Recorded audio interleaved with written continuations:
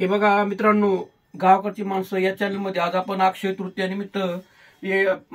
तृतीयानिमित्त पूर्वजांना कशी पूजा केली जाते हे आपण बघणार आहोत। आणि यानंतर आता एक केळी कळसामध्ये पाणी टाकलं जातं।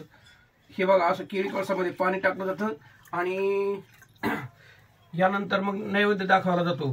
आज 22/4/2023 एप्रिल महिना आहे हा, आणि आज अक्षय तृतीयानिमित्त ही पूजा आहे। आणि बघा, हा नैवेद्य मांडला जातो आणि यानंतर हळदी कुंकू व्हायला जातं थोडस।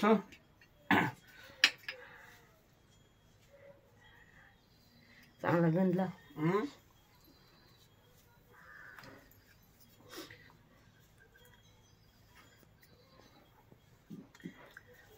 आणि ही झाली बघा आता पूजा।